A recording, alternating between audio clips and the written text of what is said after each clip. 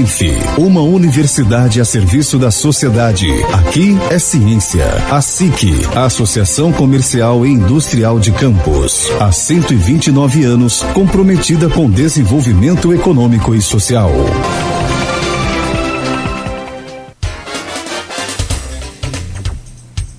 8h12 agora em Campos, de volta com Folha no Ar, primeira edição. Hoje recebendo a candidata a prefeita de Campos pelo PSOL, a professora Natália. E nesse bloco agora, a gente faz aí com temas mais políticos, com tema político, né? E também com a participação dos nossos ouvintes, seguidores aí da Folha FM no Face e também no grupo de WhatsApp. Nesse bloco nós vamos descontar 2 minutos para, né, que tem essa equidade aí no tempo, sempre estamos fazendo com todos os candidatos, então a gente já anuncia o tempo final aí. São 8h13 agora. Arnaldo, voltamos com você já na abertura desse bloco. Arnaldo, se me permite só começar com a pergunta do ouvinte, para a Natália terminar o raciocínio dela no bloco anterior. Pode ser? O Maurício Batista, que é aqui ouvinte desde o primeiro programa, Maurício Furel Batista, mais fiel telespectador pelo stream do programa, ele fala aqui, o problema é a folha de servidor de 1,1 bilhão, com melhor podendo chegar a 1,5 bilhão. Ele retoma o que você falou no início ali, né? Onde vai achar esse dinheiro novo? Você pretende fazer novos empréstimos?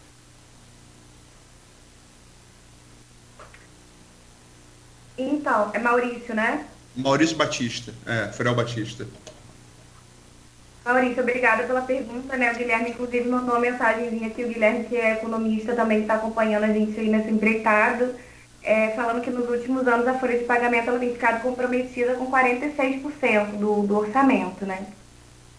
Assim, é óbvio que a gente tem uma crise, né? E vai diminuir a nossa arrecadação também, é o que a gente está colocando. Só que a gente precisa captar esses recursos. Quando eu falo desse dinheiro que a gente vai pleitear, a gente está falando também de recursos federais e estaduais com a elaboração de projetos, né? O que é elaborar projetos? É pleitear recursos, eu ia falar voando, mas não é isso, né? É porque existem em diversas áreas recursos que são destinados, mas que a gente acaba não credenciando nem os próprios serviços que tem. Por exemplo, na saúde mental em Campos acontece isso. Diversos serviços têm que credenciar, podendo receber repasse federal e não tem. Então, o que acontece com o município? Acaba tendo que investir, né? Podendo buscar esses recursos. Então, a gente pode elaborar esses projetos e pleitear recursos, né? Para diversas áreas e diversas pastas. Esse é o dinheiro novo também que a gente está falando. É o dinheiro que não é a daqui e que a gente tem capacidade de negociação e de elaboração também de projetos. Natália, Só para pegar... Desculpa, Arnaldo. O Rodrigo Carneiro aqui, é médico infectologista, ele coloca aqui no grupo, porque pega carona nessa resposta sua aí. Um dos principais problemas da próxima gestão é o apertadíssimo orçamento que é descrito por economistas como deficitário para 2021. O atual governo, aí sim pega carona no que você falou, deixou de arrecadar muito dinheiro de programas federais por não conseguir atender as exigências do governo federal. Quais são seus planos para remediar isso? É justamente isso, entendeu? E às vezes o serviço ele já está... Porque assim, existe uma série de critérios que precisam ser atendidos para que um serviço seja credenciado, por exemplo, ou para que um projeto se encaixe. Projeto são duas coisas diferentes, né? O credenciamento de um serviço que atende a determinados critérios que são exigentes a nível federal, por exemplo, vamos pensar estratégia de saúde da família, né? A gente tem que atender diversos critérios para receber a verba federal. E aí a gente não cumpre esses critérios. Vai receber a verba federal? Não. IDEB agora, que as escolas não foram cadastradas no IDEB, alegou-se uma falha humana, mas é uma falha de gestão, né? Uma ausência de prioridade também com a questão educacional. O município vai deixar de receber recursos federais, muito provavelmente. Então, isso é sério, entende? A gente não pode deixar de receber os recursos que já estão lá, estão dados, não é difícil. Olha, a minha experiência do Conselho da Assistência Social mostrava que a gente reprogramava 90% do recurso federal. Sabe o que é reprogramar 90% do recurso federal? É meio que você fechar os olhos e dizer assim, e nas contas, nos equipamentos, não está precisando de nada não, a gente não vai usar esse recurso. Sabe por que Campos não usava o recurso? Para não ter que prestar conta devidamente desse recurso federal. Era mais fácil não usar do que atender as necessidades da população. Então, quando a gente entra para o Conselho de Assistência, na Comissão de Orçamento e Financiamento, inclusive a gente tem uma super técnica aí com a gente também, né, do orçamento, que é a Jona. Agradecer a Jona também, né, que é assistente social, trabalha com orçamento. E ela coloca isso muito claro, fazendo parte dessa comissão, de que a gente não aceitaria mais, a comissão inteira, né, de orçamento, a reprogramação dos recursos. Que agora a gente só aprovaria as contas do município, enquanto conselho, se a gente gastasse a totalidade desses recursos para a população. Inclusive, pode pagar funcionário. Então, assim, desculpa, né? Só te interrompendo, só para concluir.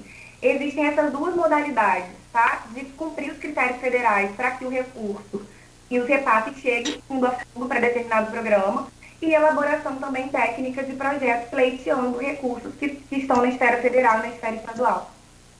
Natália, a Folha trouxe um artigo da Luiza na última semana analisando o cenário, o cenário da política hoje, né? A gente sempre destacando isso, o cenário de hoje não quer dizer que vai ser o reflexo de 15 de novembro, em que a eleição está dividida em 3 blocos. O primeiro bloco dianteiro, com o Vladimir Garotinho liderando, embora seja um destaque não baseado em pesquisas registradas, que são poucas, algumas até para sair no decorrer dessa semana. Com Vladimir, Bruno Calil e Caio disputando ali uma segunda vaga. Um segundo bloco intermediário, que estaria o prefeito, Rafael Diniz, e o Tadeu Tô Contigo. Um terceiro bloco com os demais candidatos, entre eles você. Desses blocos, o primeiro bloco, do primeiro bloco, o Caio Viana, e do último bloco, seriam os únicos candidatos que colocariam a possibilidade de retomada de programas sociais imediatamente, já no início do governo. Parafraseando o sociólogo Fabrício Maciel, como? Não basta dizer que vai voltar. Como voltar? Você falando essa questão de recurso fundo a fundo. Isso leva um tempo, né? Como chegar... dá para voltar esses programas sociais já no início do governo? Talvez no primeiro ano não, né? Como eu coloquei no início, a peça orçamentária do ano de 2021, ela está pronta. E ela está lá elencada as prioridades. Isso ingessa no primeiro ano, o prefeito, a prefeita que entrar, né, para a administração pública, ela acaba cumprindo grande parte dessa previsão orçamentária. A gente tem uma perspectiva de remanejamento, mas ela é pouca. O que dá, sim, para remanejar, e a gente vai remanejar porque essa gestão reduziu a assistência social à oferta de cesta básica. E a assistência social é muito mais do que isso. A gente tem a PNAS, que é a Política Nacional de Assistência, feita em 2004. A gente tem a LOAS, que é a Lei Orgânica da Assistência, de 93. E isso não está sendo cumprido, né? Nenhuma dessas prerrogativas estão sendo cumpridas no nosso município, de pensar a política da assistência como ela deve ser pensada. E olha, as pessoas tendem a se enganar muito com a assistência, porque elas acham que é só programa de transferência de renda. Só que não é. A assistência está focada nas famílias, em superação das vulnerabilidades encontradas naquelas famílias. Inclusive, rupturas de laço, às vezes agressão, né, abandono infantil, maus tratos, tudo isso cabe dentro da assistência. E a gente, com a equipe, olha todas essas necessidades familiares. E aí, assim, o que eu estou colocando é que talvez no primeiro ano isso não seja possível imediatamente. Olha, vamos chegar, vamos construir dois restaurantes. Não. A gente está engessado pela peça orçamentária do ano que foi elaborada agora, né, enviada para a Câmara, e a gente vai trabalhar dentro dessa peça. E o primeiro ano, como eu coloquei, é esse pleitear recursos, é esse capacidade de diálogo, é essa capacidade de negociação e de articulação com diversos setores, e implementação de suporte. É assim, diagnóstico, suporte, e aí trabalhamos uma peça orçamentária. Colhendo os frutos também desse primeiro ano e dessa capacidade, a gente com certeza consegue. Mas já no primeiro ano é possível fazer alguma coisa, tá? E não reduzir a assistência social à oferta de cesta básica. Natália, a parte política nesse bloco, a gente falou muito aqui antes de começar o programa, no debate, né? As suas impressões, eu também falei as minhas, o Cláudio Nogueira dele, depois entrou o Arnaldo. Esse debate ele ficou muito prejudicado além dos problemas técnicos que existiram ali, mas também pela ausência de 4 candidaturas. Uma delas por motivo, se justifica por motivo legal, que foi Beethoven, pelo indeferimento da candidatura, e as outras 3 que estariam nesse bloco que seria considerado mais forte, mais competitivo, que seriam Vladimir, Caio e Bruno. Em que você acha que essas ausências prejudicaram o debate? Então, só um adendo, porque eu esqueci, na verdade, de comentar algo em cima do que o Arnaldo colocou, né?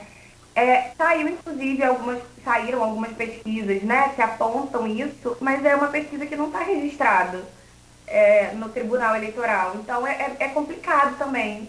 Acredito ser meio dúbio. A gente não tem ninguém, né, nenhum estatístico que assina a pesquisa, eu não consigo conhecer isso. Então, eu não sei. Pesquisa não é pesquisa, não. Isso é a coisa mais velha do mundo. É conversa de bastidor, como está colocado ali.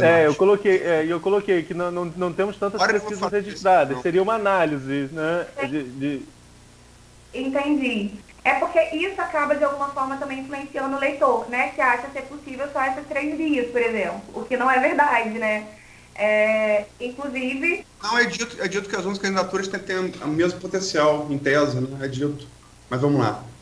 É porque, assim, acaba formando para o leitor que só existe esse caminho, por exemplo, como o Bruno Calil, ele acaba se apresentando como novo, né? Que não é desses grupos familiares, mas é também. As pessoas acabam olhando e falando assim, não, então vamos lá, vamos eleger quem tem chance, né? Agora que é ele que está mais cotado. Só que é uma pesquisa que não é registrada, que é bastidor, é uma análise, né, do que poderia ser. São apostas, né? Entendi, são apostas. E isso é importante também que fique claro para quem lê, né, e para quem escuta, acho muito importante. Agora, voltando à questão do debate, Aloysio, as minhas impressões desse debate, né? A gente foi muito prejudicado também pela própria falta de organização, né, um pouco, mas ainda assim, agradeço a Cardioppa pela iniciativa de organizar um debate entre os prefeitáveis e de colocar isso de forma clara para a população, coisa que as televisões não estão fazendo, e aí é um papel que eu acredito de omissão mesmo perante a democracia, porque as pessoas merecem isso. Elas merecem ter as ideias de um e de outro confrontadas, elas merecem entender o que está escrito no programa de governo. Acho que isso é uma forma de silenciamento da própria democracia. Eu entendo todas as dificuldades de se fazer um debate no primeiro turno com 11 candidatos, entendo, mas não acredito que essa justificativa ela seja válida para que de fato não aconteça. Tomemos as precauções necessárias e deveríamos, né, fazer o debate. A ausência dos candidatos, eu vejo como um ponto muito ruim, né? Porque me parece a fuga da contrariedade. E eu acho que a gente cresce na contrariedade, sabe? Assim, em mostrar posições distintas, em apresentar o nosso programa, e me parece um medo de ser confrontado. Medo de expor as ideias, medo de ser confrontado e medo de ser deslegitimado. Ou acreditar que a população deve votar só porque se está lá cotado, por exemplo, e não apresentar isso para a população. Porque o debate é isso, é se mostrar para a população, com todas as suas fragilidades e com todas as suas potencialidades, né? Foi meu primeiro debate, inclusive. E é isso, a gente vai, né? A gente se arrisca, a gente se lança, porque a gente acredita que a população mereça isso. E eu vejo essas ausências como um descaso desses candidatos à população que assiste e que pode ter a oportunidade de confrontar as ideias. Natália, para a gente que estava assistindo, pareceu muito claro já na sua primeira participação, não ali quando vocês responderam a pergunta da Cardioppa, no primeiro embate entre candidatos, você chama a Odisseia para participar com você. Pareceu muito claro para a gente uma dobradinha ali entre vocês duas. Foi isso mesmo? Vocês combinaram para expor ideias? E por que essa dobradinha? De fato, né, acontece uma dobradinha pela própria dinâmica do debate, que a gente considera equivocado, né? Óbvio, a gente assinou, todos os candidatos assinaram, mas a gente também teria voto vencido, como a gente foi, por exemplo, no Terceira Via, né, que vai fazer um dos debates, do mesmo candidato poder ser perguntado mais de uma vez. o que geraria se a gente não tivesse feito a dobradinha? A gente não teria apresentado proposta, porque as pessoas não teriam. Quem tende a aparecer no debate? Quem tem a máquina pública na mão, que vai ser marretado, né, por diversas outras pessoas, porque sim, existe um problema administrativo, um problema de gestão que também precisa ser denunciado, precisa ser abordado. E os candidatos mais cotados.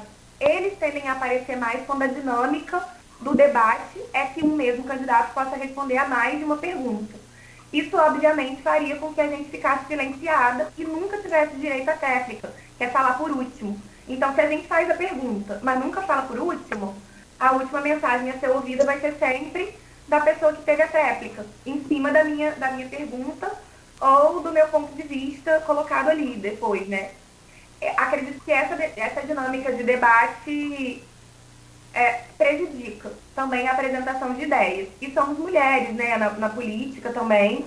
Acredito que exista essa solidariedade de pensar que não devamos, que a gente não mereça e que nem deva mais ser silenciada, porque realmente acontece isso. Inclusive, numa das falas muito infelizes, um dos candidatos comparou, disse que o cara que mais conhece de mulher é um ginecologista, né? Porque então, assim, isso causa muita estranheza. A gente está no século XXI e a gente vê o quanto a gente ainda precisa caminhar para poder modificar essas práticas.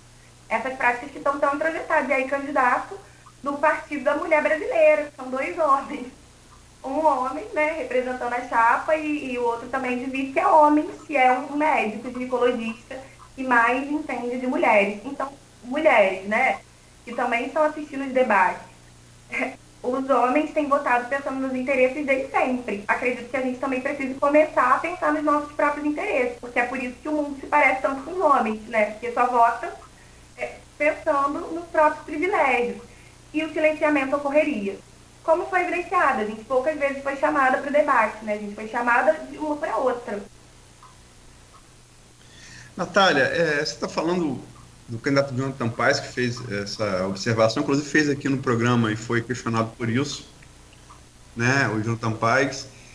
Mas estava conversando aqui, ele teve uma atuação, claramente, o bolsonarismo busca um herdeiro aqui em Campos, né?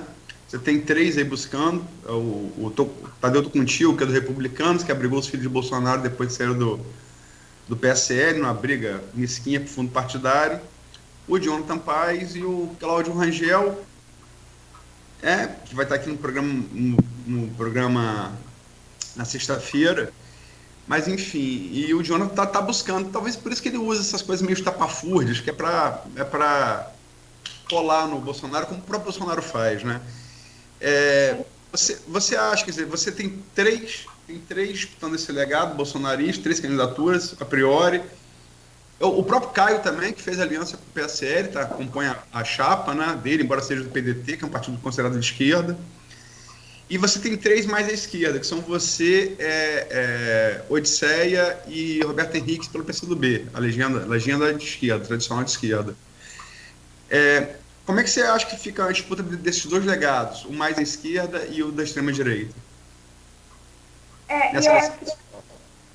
E por isso também é tão importante a gente ter essas 3 candidaturas, né, assim, mais no campo à esquerda, e falando sobre propostas e apresentando as propostas, né, de forma coerente, contundente também, para que a gente tenha, inclusive, mais possibilidades no debate. Você, certa vez, me perguntou, né, lá no início, que eu não considerava que era melhor a gente ter saído, por exemplo, numa única chapa, né, para disputar os votos. E aí essa também é a importância da gente conseguir, né, ter uma projeção até maior, né, no debate, na forma de se colocar com o público. Porque a gente, consequentemente, vai aparecer mais vezes, são 3 pessoas falando, né? E são estratégias também distintas, o que eu coloquei naquele momento. E aí a impossibilidade também de gerar, né, uma chapa única. Mas eu vejo que tem esses candidatos que estão disputando ali ferrenhamente a posição de quem é mais Bolsonaro. Inclusive, eles trazem isso para o debate. O debate ele precisa ser compreendido enquanto tal. É uma performance também. E aí eu vejo que, por exemplo, ele mandou bem, né? A gente está aqui avaliando também, mandou muito bem, teve um destaque, mas teve um destaque faltando uma forma que eu considero uma forma meio equivocada, que a gente gostaria até de construir. Não estou dizendo que a gente não precisa chegar para o confronto, precisa. Mas falando de política e apresentando proposta. E não foi o que aconteceu, né? Em nenhum momento propostas foram publicizadas para as pessoas. E, novamente, eu acho que isso também é um descaso com a população. Enquanto o Bolsonaro foge, né, por exemplo, de um debate, e aí eu gostaria até de perguntar, assim, o que é tão bom que Bolsonaro fez e que vai colocar aqui para a cidade de Campos, né? Será que é a destruição de todos dos nossos recursos naturais? Ricardo Salles está lá agora, né, para ser julgado também, ser avaliado se vai continuar, se não vai continuar. Então, assim, o que é que traz de bom essa política? A gente precisa desconstruir isso.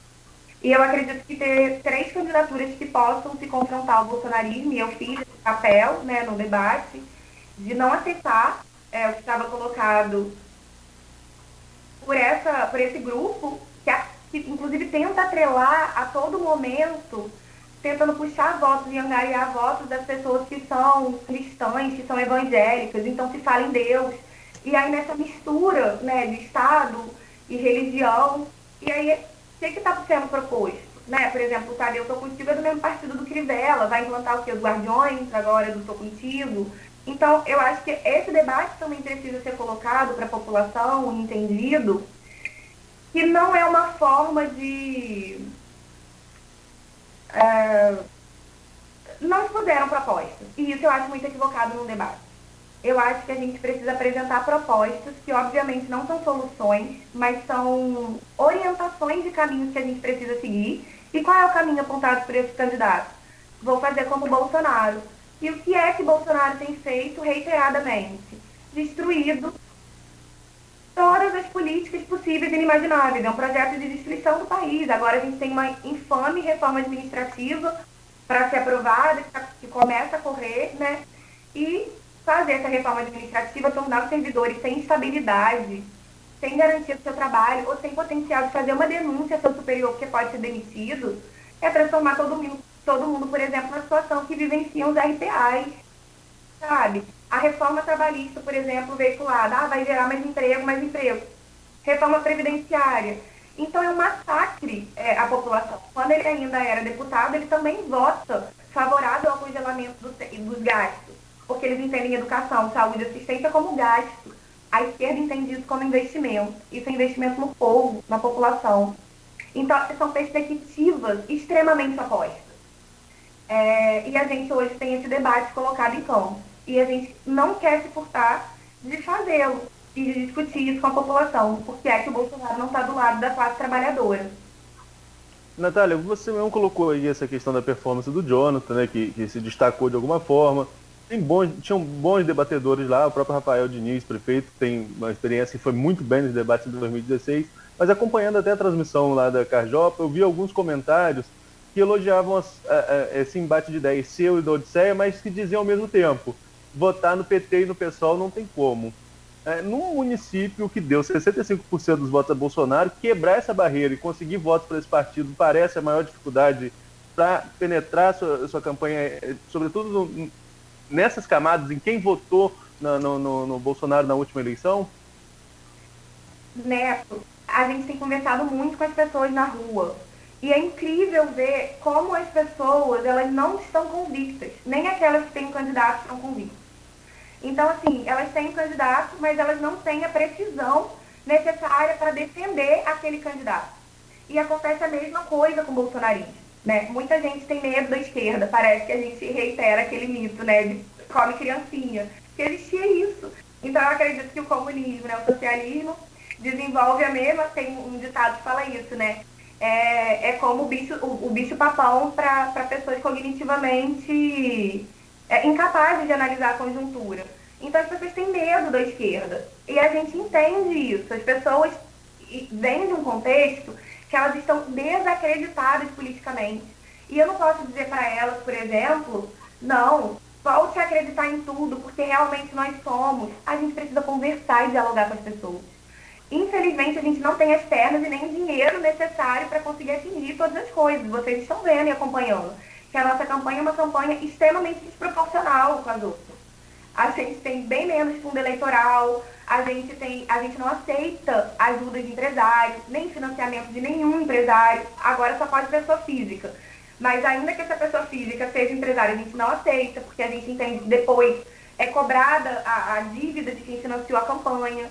Então a gente trabalha de forma independente e tentando fazer todos esses debates com a população. E quando a gente tem ido para as ruas e a gente tem perguntado às pessoas, oi, e aí, você já tem candidato? Você sabe em quem você vai votar? Ah, minha filha, ainda não tem candidato não, nem ia votar nulo e branco. A quantidade de pessoas que não votariam, que não iriam às urnas, que prefeririam pagar a multa, né, por não ter votado, e votos nulos e brancos é gigantesca. E aí a gente chega conversando, colocando um pouco da situação, e cria também uma afetividade, porque a gente gosta disso, a gente gosta de olho no olho, né, de olhar para as pessoas, de escutar os problemas das pessoas. O maior problema apontado pelas pessoas é a saúde, e aí Bolsonaro me assina um decreto querendo privatizar, né, as UBS, as unidades básicas de saúde. Então isso precisa ser apontado, porque os candidatos que defendem Bolsonaro estão propondo isso para a cidade de Campos. As pessoas estão dizendo que está faltando postos de saúde na localidade, está tudo fechado. E os candidatos que defendem Bolsonaro é isso, vai privatizar, vai fazer essas pessoas pagarem para utilizarem a saúde.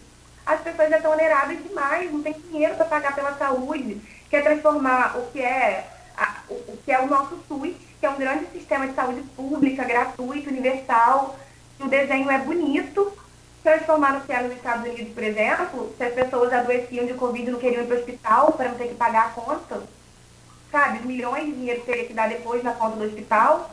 Então, acredito que a gente precisa comunicar isso às pessoas.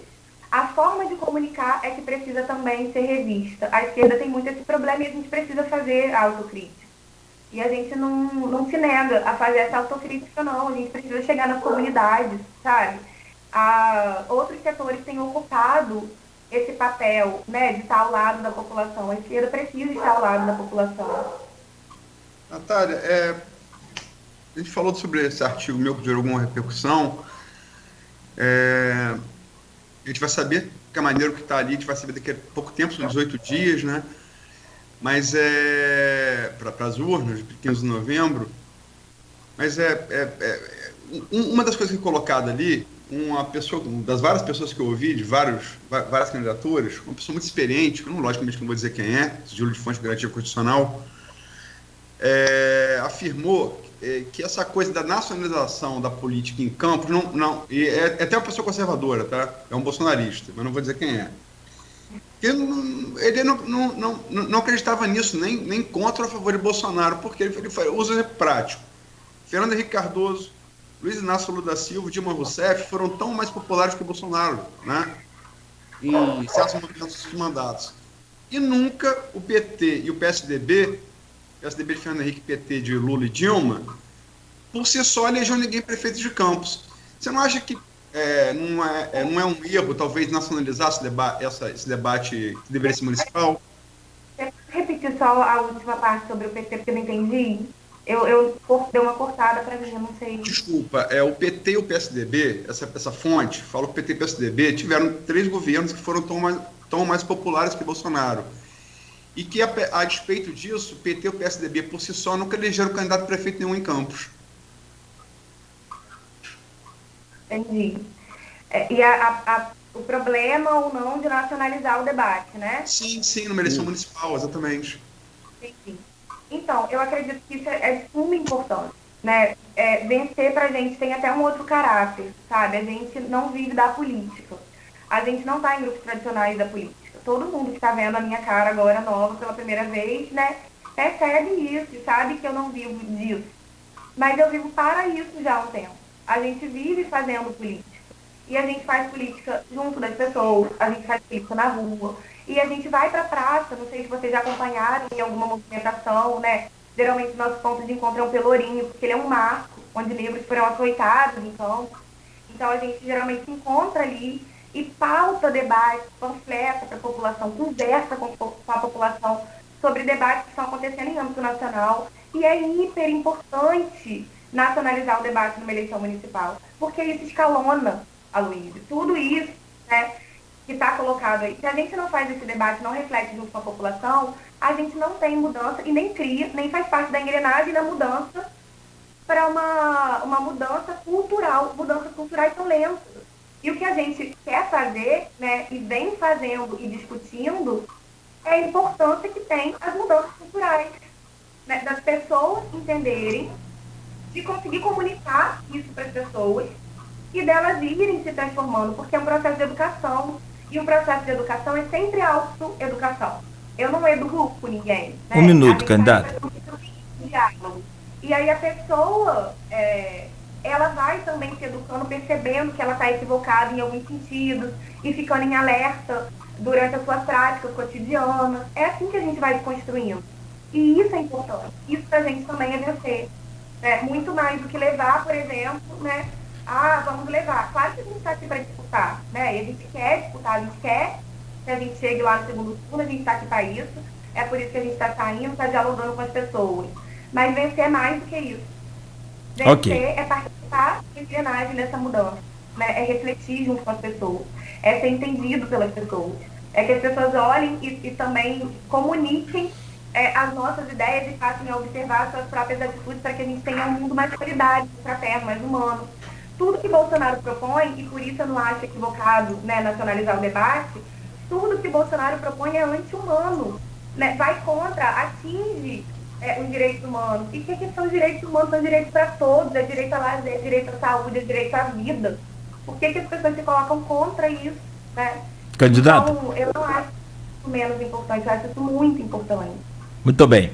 Fechamos esse bloco então, são 8h43. Alguma ponte aí, alguma conexão para o próximo bloco, Aloysio, Arnaldo? O próximo bloco é proposta, né? Vamos deixar para falar no próximo bloco. Vamos direto então, perfeito. São 8h43. O Folha no Ar, primeira edição, segue em instantes com a professora Natália, convidada de hoje, conforme sorteio, tudo dentro do procedimento legal, para as entrevistas com os candidatos à Prefeitura de Campos, que tem o oferecimento dos laboratórios Plínio Bacelar e Clínica Proteus.